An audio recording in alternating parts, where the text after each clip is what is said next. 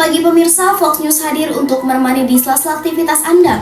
Bersama saya Siti Isnaini, kami akan menghadirkan informasi terkini dan terpercaya yang telah kami rangkum edisi 6 Juni 2024. Tragis, pria di Citepus, Sukabumi ditemukan tewas berlumuran darah di rumah majikan.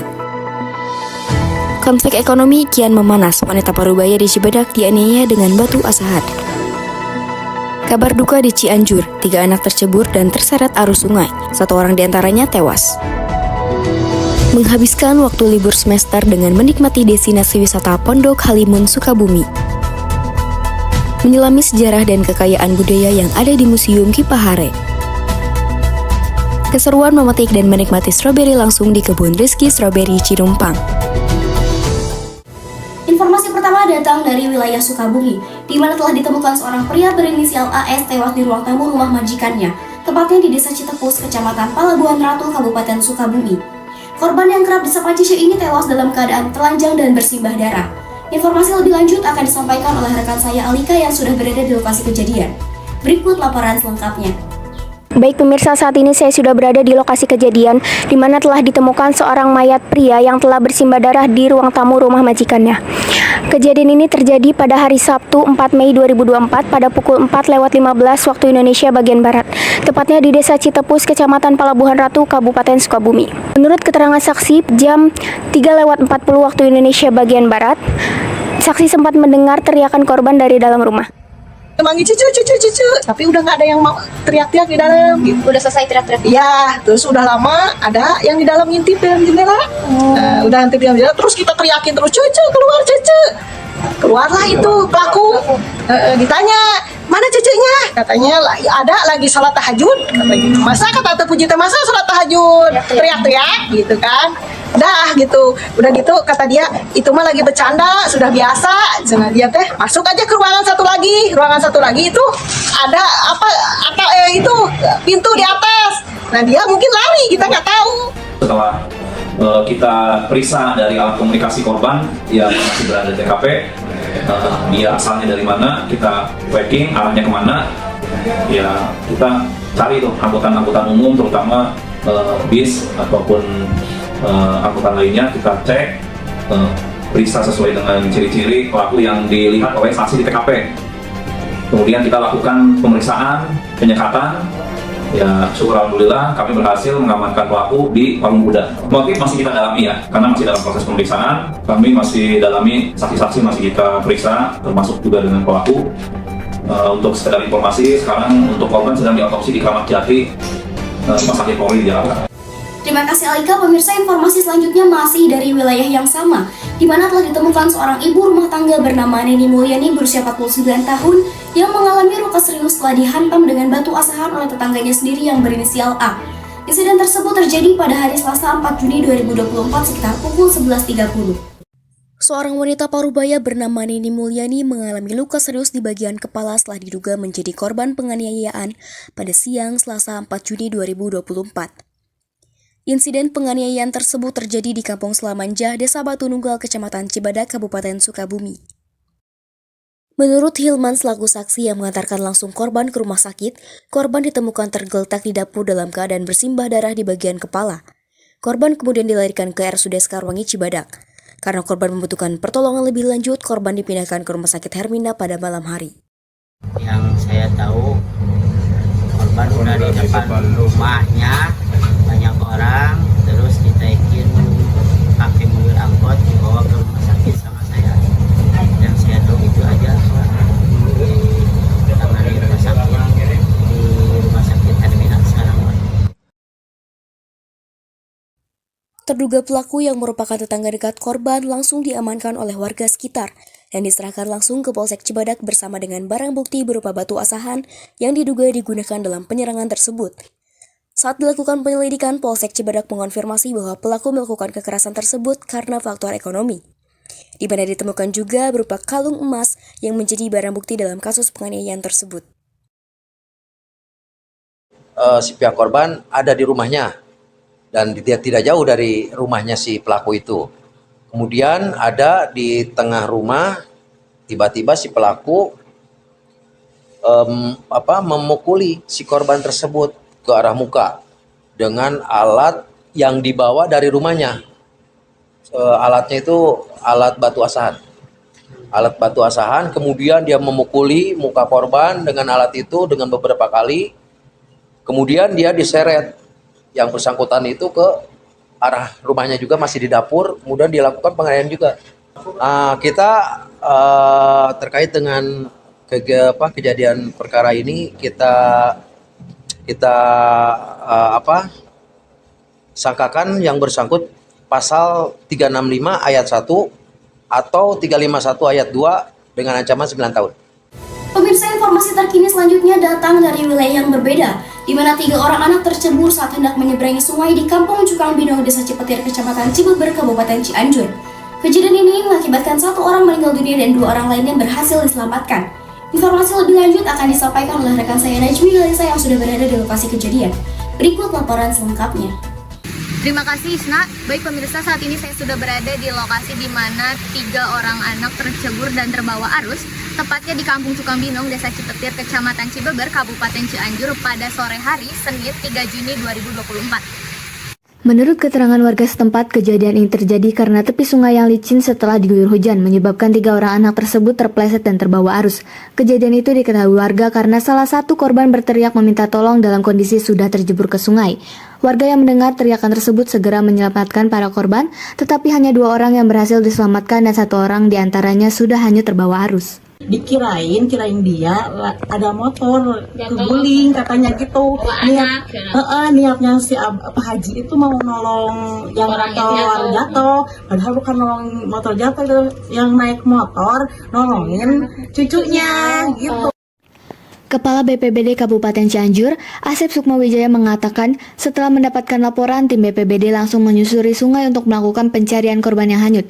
Tim berhasil menemukan korban yang tersangkut di tepi sungai pada pukul 19 waktu Indonesia Barat, sekitar 10 meter dari lokasi tercebur dan dalam keadaan sudah meninggal dunia. Ketika itu mungkin masih ada masyarakat yang masih penasaran, terus turun lagi ke sungai, kemudian ditemukanlah pertamanya itu ada tandanya itu ada ular ngelewat di sepanjang aliran kaki Salak tersebut. Namanya itu wilayah Surupan, ada genangan air, ada kumpulan sampah, kumpulan daun, kemudian ada jari kelihatan, jarinya tangannya ke atas. Kemudian warga setempat yang berasa Bapak Tatan kalau nggak salah dari Kampung Babakan Sinyar, Desa Cipetir, kemudian menemukan korban tersebut di pukul 19 lebih lah, pukul 7 lebih. Terima kasih Najmi. Pemirsa, kita akan beralih ke deretan informasi menarik. Memasuki liburan akhir semester, setiap keluarga kerap mencari tempat liburan yang menarik. Kali ini kami memiliki rekomendasi destinasi liburan yang sempurna yang telah kami rangkum mulai dari wisata, budaya, hingga pertanian. Destinasi wisata ini menjadi destinasi yang cukup populer di wilayah Sukabumi, dan inilah Pondok Halimun. Bersama rekan saya Randani yang akan mengajak kita menjelajahi wisata Pondok Halimun Sukabumi. Berikut laporan selengkapnya. Halo pemirsa, kali ini saya sedang berada di salah satu destinasi wisata yang ada di Sukabumi. Nah, ini bisa menjadi alternatif wisata kalian bersama teman ataupun keluarga. Penasaran bisa ngapain aja di sini? Yuk ikutin terus. Sukabumi memiliki beragam destinasi wisata yang wajib kalian kunjungi. Salah satunya yaitu Pondok Halimun yang terletak di Jalan Selabintana, Desa Perbawati, Kabupaten Sukabumi. Pondok Halimun menjadi salah satu tempat wisata yang paling banyak dikunjungi oleh wisatawan. Selain karena pemandangan alamnya yang memukau, tempat ini sangat cocok dijadikan tempat untuk berkumpul bersama teman ataupun keluarga. Pondok Halimun sendiri juga dikenal dengan camping ground-nya yang cukup luas. Pondok Halimun buka setiap hari mulai pukul 7 pagi hingga 5 sore. Rp12.000 untuk orang dewasa dan Rp7.000 untuk anak kecil.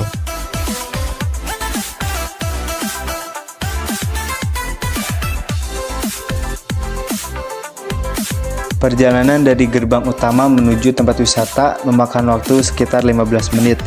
Namun selama perjalanan kalian tidak akan merasa bosan karena disuguhkan oleh pemandangan perkebunan teh yang sangat luas. Di sepanjang perjalanan kalian akan dimanjakan mata dengan pemandangan yang sangat indah. Ditambah dengan udara yang sangat sejuk membuat siapapun akan menikmati tempat ini. Halo pemirsa, nah sekarang saya sudah berada di lokasi Pondok Halimun, di mana pertama kali saya masuk ke sini langsung disambut oleh gemetik suara air yang bikin perasaan sangat-sangat syahdu.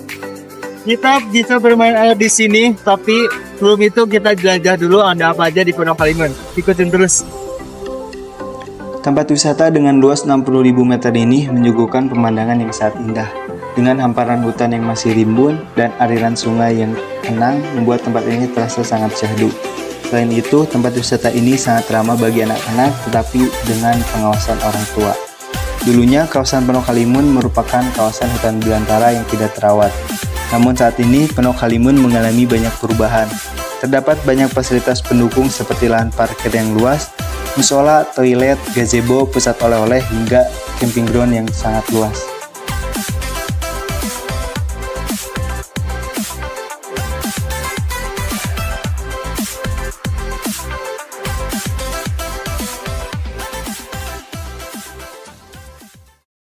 Kalau pengunjung ramainya di hari weekend, terutama di momen-momen semacam libur pasca Idul Fitri, libur sekolah, libur Nataru. Kalau semacam hari biasa kadang ada, kadang enggak. Ya memang alamnya ya masih sangat terjaga, ya insya Allah masih terjaga. Mudah-mudahan aja tetap terjaga. Buat yang belum, pasti nanti akan kangen ya untuk terus kembali ke Pondok Halimun. Karena di sini untuk wisata maupun untuk camping sangat memadai ya. Alamnya masih asri di sini.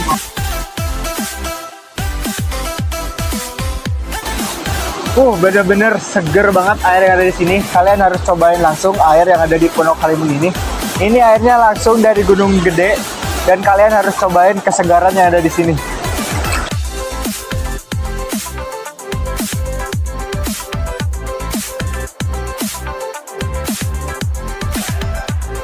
Udara yang dingin dengan aliran air yang deras ditambah secangkir susu jahe membuat suasana menjadi sangat syahdu. Buat kalian yang tidak bawa makanan, gak usah ragu karena banyak fasilitas kantin di sini yang bisa kalian nikmatin.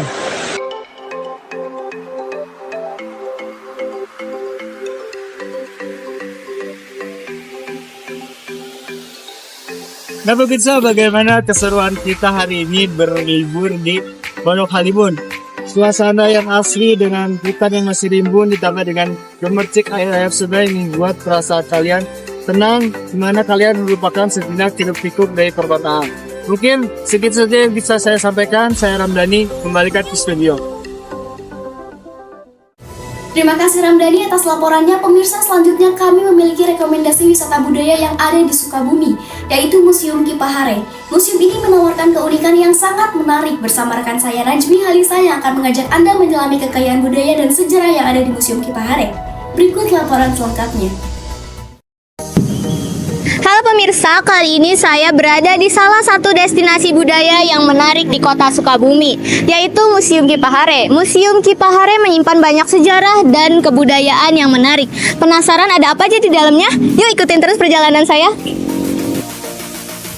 Sukabumi merupakan wilayah yang kaya akan keberagaman budaya. Salah satunya yaitu Museum Kipahare yang terletak di Komplek Terminal A Kiai Haji Ahmad Sanusi, Sudajaya Hilir, Kecamatan Baros, Kota Sukabumi. Museum Kipahare menyimpan banyak peninggalan dari zaman peradaban, mulai dari zaman batu, kerajaan hingga kolonial. Di sini terdapat arka, benda pustaka, pecahan keramik, dan lainnya. Namun yang paling memukau adalah koleksi angklung buhun, yang merupakan pusaka masyarakat adat dan digunakan secara khusus dalam setiap ritual masyarakat padi sebagai musik pengiring. Selain itu, terdapat koleksi benda peninggalan sejarah zaman kerajaan Pajajaran seperti bedok, golok, tombak, keris, dan kujang. Selain berfoto dan melihat benda-benda bersejarah, Anda juga bisa mendapatkan pengetahuan karena di sini tersedia guide yang siap mendampingi turis yang ingin mengetahui sejarah Sunda.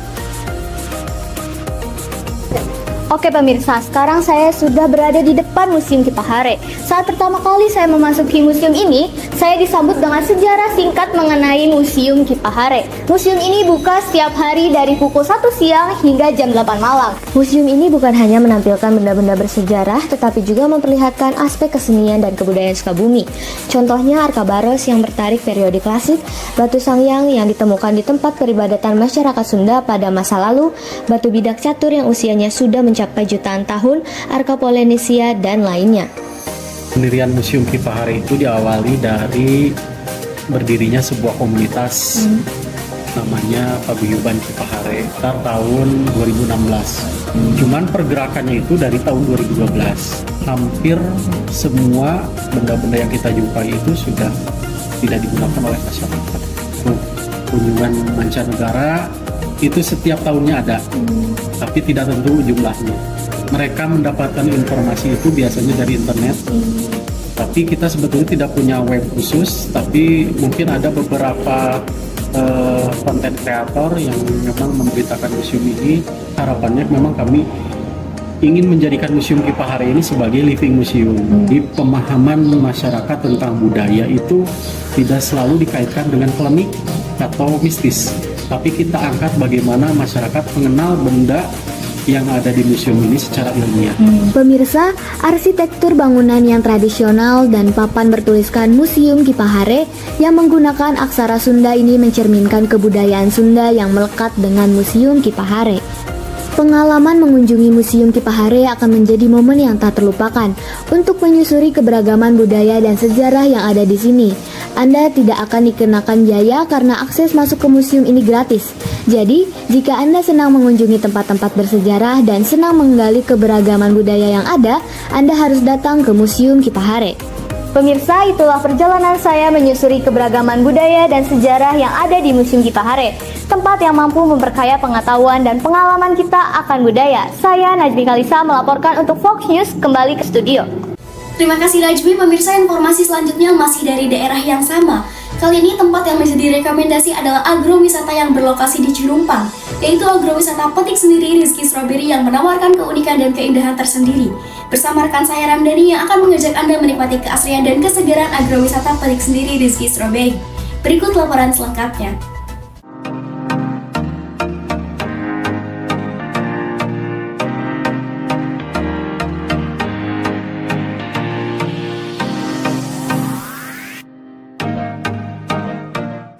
Halo pemirsa, kembali lagi bersama saya Ramdhani. Kali ini saya sedang berada di destinasi agrowisata yang ada di Cinumpang, Cijagung, Kabupaten Sukabumi. Nah, sekarang saya berada di Rizky Strawberry. Buat kalian yang penasaran bisa ngapain aja di sini, yuk ikutin terus. Sukabumi memiliki banyak destinasi agrowisata yang menarik. Salah satunya yaitu wisata Petik Sendiri Rizky Strawberry, di mana jarak tempuh perjalanan dari pusat kota Sukabumi hanya sekitar 45 menit. Bagi Anda yang datang beramai-ramai bersama keluarga ataupun rombongan sekolah, Anda tidak perlu khawatir karena agrowisata ini memiliki lahan parkir yang cukup luas. Untuk harga tiket masuknya, Anda cukup merogoh kocek sebesar Rp10.000 untuk satu orang. Dan bagi Anda yang ingin bawa pulang stroberi yang sudah dipetik sendiri, Anda bisa membayar sebesar Rp35.000 per setengah kilogram.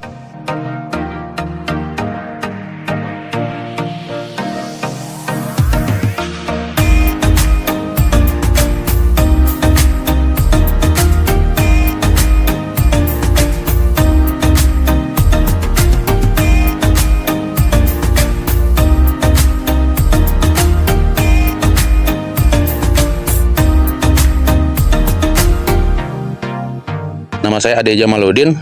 Ini berdiri sejak tahun 2021. Salah satunya ini tempatnya masih alami ya. Tempat masih alami, masih pegunungan, asri, udaranya sejuk. Ada pohon-pohon duren, alpukat, 1000 pohon itu. Yang lain kan wisata jarang-jarang. Nah, itu yang membedakannya. Saya mengajak ke teman-teman yang ada di khususnya Sukabumi ya, atau di luar Sukabumi, boleh mampir ke Rizky Strawberry, alam yang asri, dengan tiket 10.000 itu murah, bisa mencicipi stroberi di dalam. Nah pemirsa, sekarang saya sudah berada di depan perkebunan stroberi. Jadi buat kalian yang datang ke Rizky Strawberry, kalian bisa petik secara langsung stroberinya di sini dan secara puas. Jadi ikutin terus untuk nikmatin stroberinya. Agrowisata ini menawarkan pengalaman yang menarik. Anda bisa merasakan keseruan memetik stroberi sendiri langsung dari kebunnya, dengan sensasi dan suasana yang berbeda dari tempat wisata yang lain. Dengan Rp10.000 Anda sudah bisa mencicipi stroberi di tempat ini secara gratis, namun tetap secukupnya. Nah pemirsa, jadi di sini selain kalian bisa nikmatin udara segar, kalian bisa langsung petik stroberinya dan bisa langsung makan di tempat. Maksudnya manis, asam, tapi enak banget ini. Kalian harus cobain. Terletak di bawah kaki Gunung Gede, agrowisata ini juga menawarkan panorama keindahan alam yang dingin dan asri. Selain bisa menikmati kesenangan memetik stroberi, agrowisata ini juga menyediakan gazebo untuk bersantai menikmati pemandangan alam yang memukau dan tentunya menyegarkan. Tidak hanya itu, terdapat beberapa spot foto dan wahana yang menarik seperti sepeda terbang, balon udara berbentuk stroberi, dan juga bangunan rumah stroberi.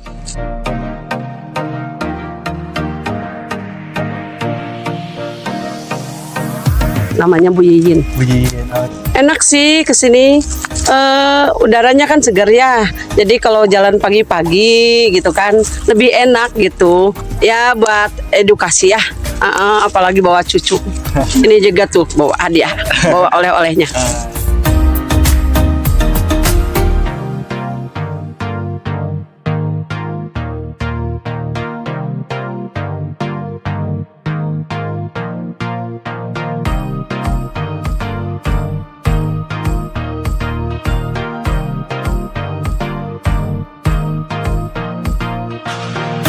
Nah pemirsa, jadi itu tadi perjalanan saya di Rizky Strawberry.